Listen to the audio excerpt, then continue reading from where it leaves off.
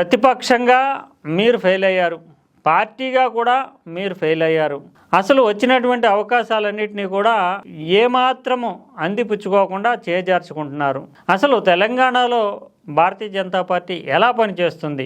ఈ ప్రశ్న ఏదో కేంద్ర నాయకత్వంలో ఎవరి నుంచన్నా వస్తే పరిశీలకుల నుంచి మనము ఒక రకంగా రాష్ట్ర నాయకత్వము ఏదో సర్ది చెప్పుకోవచ్చు. కానీ పార్టీకి దేశంలో ఉండేటటువంటి రాజకీయాన్ని మొత్తాన్ని మలుపు తిప్పి 11 సంవత్సరాలుగా అధికారాన్ని అందించినటువంటి నరేంద్ర మోడీయే స్వయంగా తెలంగాణలో భారతీయ జనతా పార్టీ పరిస్థితిని ఓవరాల్గా అంచనా వేసిన తర్వాత మీరేం చేస్తున్నారో తెలియదు. కనీసము సోషల్ మీడియా స్థాయిలో కూడా మీరు స్పందించట్లేదు. సోషల్ మీడియాలో చూడండి, అసదుద్దీన్ ఓవైసీ అంటే ప్రత్యర్థిగా, సిద్ధాంతపరమైనటువంటి ప్రత్యర్థిగా భావించేటటువంటి అసదుద్దీన్ ఓవైసీ మెయింటైన్ చేసినటువంటి స్థాయిలో కూడా మీరు సోషల్ మీడియాను మెయింటైన్ చేయలేకపోతున్నారు. నిజానికి ఆయన పనితీరును చూసి మీరు నేర్చుకోండి. ఆయన ఎంతటి పటిష్టమైనటువంటి యంత్రాంగాన్ని ఏర్పాటు చేసుకుని తనకు సంబంధించినటువంటి సందేశాలను ప్రజలకు చేరవేసేలా చూసుకుంటున్నాడో ఒకసారి గమనించండి. అసదుద్దీన్ ఓవైసీనన్నా ఫాలో అవడం ద్వారా అతని మీకు పాఠంగా నేర్చుకోండి అంటూ ప్రధానమంత్రి చాలా సీరియస్గానే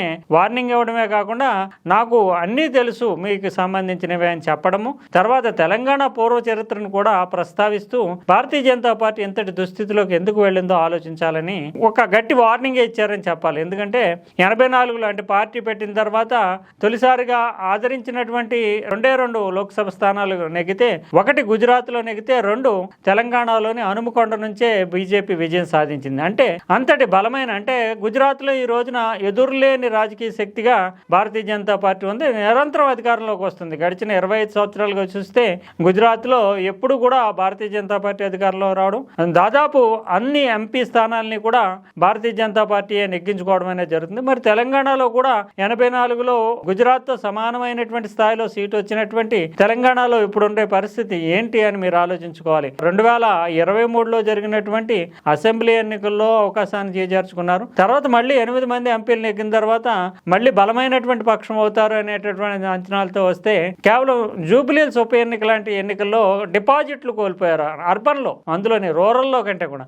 ఇప్పుడు పంచాయతీ ఎన్నికలు చూస్తే కనుక దారుణంగా ఉంది. వీటన్నిటిని అసెస్ చేసుకున్న తర్వాత 2 కేంద్ర మంత్రులు ఉన్నారు. అంటే బండి సంజయ్ కావచ్చు, కిషన్ రెడ్డి కావచ్చు, అందులోని 8 మంది ఎంపీలు ఉన్నారు. వీళ్ళంతా ఏం చేస్తున్నారు, పార్టీని ఏం చేయదలుచుకున్నారు అంటూ చాలా సీరియస్ వార్నింగ్ తోటి ఆయన ప్రధానమంత్రి సమీక్షించాడు. అందులోని పార్లమెంటు సమావేశాల సందర్భంగా ఇటు ఆంధ్రప్రదేశ్, తెలంగాణ, అండమాన్కు చెందిన ఎంపీలతో ఆయన ప్రత్యేకంగా మాట్లాడుతూ తెలంగాణ ఎంపీలని ఉతికి ఆరేశారనే చెప్పాల్సి ఉంటుంది. మరోవైపు కేవలం తెలంగాణని, గుజరాత్ని పోల్చి చెప్పడమే కాకుండా తమిళనాడులో బలమైనటువంటి మూలాలు లేకపోయినప్పటికీ యాక్టివిటీస్ అనేవి తమిళనాడులో చాలా పెద్ద ఎత్తున చేస్తున్నది. అది పార్టీ ఎంత చురుకుగా పనిచేయాలనే దానికి నిదర్శనగా నిలుస్తోంది. మరోవైపు తెలంగాణలో చూస్తే గ్రూపులు, ముఠాలు తప్ప యాక్టివిటీ అనేది కనిపించటం లేదు. పైపెచ్చు ఇది యాక్టివిటీ చేయడానికి పోనీ క్యాడరు ఇదంతా గందరగోళం ఉందనుకున్నా సోషల్ మీడియాలో కూడా జాతీయ స్థాయి అంశాలని ఎంపీలు కానీ ఇతరులు కానీ పంచుకోవటం లేదు.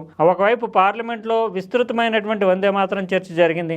దీని మీద కూడా కనీసము తమ పోస్టులు పెంచుకోవట్లేదు. ప్రతి ఎంపీ కనీసం 1,00,000 మంది ఫాలోవర్స్ని, ఇన్స్టా కావచ్చు, తర్వాత ఫేస్బుక్ కావచ్చు, వాట్సాప్ కావచ్చు, వీటన్నిటి ద్వారా 1,00,000 మందిని మీ ఫాలోవర్స్ని పెంచుకోలేనటువంటి పరిస్థితిలో, సమాచారాన్ని అందించలేనటువంటి పరిస్థితిలో ఉంటే పార్టీ ఏ విధంగా ముందుకు వెళ్ళగలుగుతుందని ప్రశ్నించడం అనేది నరేంద్ర మోడీ దీని మీద, అంటే తెలంగాణ మీద పెట్టుకున్నటువంటి హోప్స్ని వెల్లడిస్తోంది. అది ముఖ్యంగా ఎందుకంటే ప్రత్యర్థిలో పక్షంలో ఉన్నప్పటికీ కూడా వాళ్ళ యొక్క సిద్ధాంతాలతో విభేదించిన వాళ్ళ యొక్క బలాలను కూడా గుర్తించి దాంట్లో మనమేమి ఆచరించగలమనేది ఆలోచించుకోవాలి. గతంలో మనం చూసాం, మీనాక్షి నటరాజను తెలంగాణ బాధ్యతలు స్వీకరించిన తర్వాత ఇన్ఛార్జిగా ఆమె ఆర్ఎస్ఎస్ పనితీరుని ఆదర్శంగా తీసుకోవాలి, ఆర్ఎస్ఎస్ లాగా మనం ప్రచారం చేసినప్పుడే కాంగ్రెస్ పార్టీ నిలబడగలుగుతుంది అంటూ ఒక ప్రత్యర్థి, అంటే రాహుల్ గాంధీ నిరంతరము రాజకీయ దాడి చేసేటటువంటి ఆర్ఎస్ఎస్ని రోల్ మోడల్గా ప్రచారానికి వాడుకోవాలి అనేటటువంటి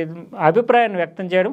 ఆ తర్వాత రాహుల్ గాంధీ కూడా ఆర్ఎస్ఎస్ లాంటి సంస్థ మనకు ఒకటి ఉండాలి, అంటే పదవులు ఆశించకుండా పార్టీ సిద్ధాంతాలను తీసుకెళ్లేటటువంటి ఒక సంస్థ ఉండాలనే అభిప్రాయాన్ని వ్యక్తం చేయడం. ఇప్పుడు చూస్తే ప్రధానమంత్రి ప్రధానమంత్రి నరేంద్ర మోడీయే స్వయంగా అసదుద్దీన్ ఓవైసీ నిజంగా సిద్ధాంతపరమైనటువంటి విషయాల్లో రెండు భిన్న ధ్రువాలుగా ఉంటాయి. అటువంటి అసదుద్దీన్ ఓవైసీని రోల్ మోడల్గా తీసుకుని అతని నుంచి మీరు పాఠాలు నేర్చుకోండి అని చెప్పడం అనేది రాజకీయాల్లో ఎంతటి ప్రత్యర్థి అయినప్పటికీ కూడా ఎదుటి వాళ్ళలో ఉండేటటువంటి మంచి లక్షణాలు, ఎదుటి వాళ్ళలో ఉండేటటువంటి డెడికేషను, కమిట్మెంట్ను కూడా గుర్తించాలనే దానికి ఒక సాక్ష్యంగా చెప్పుకోవాలి.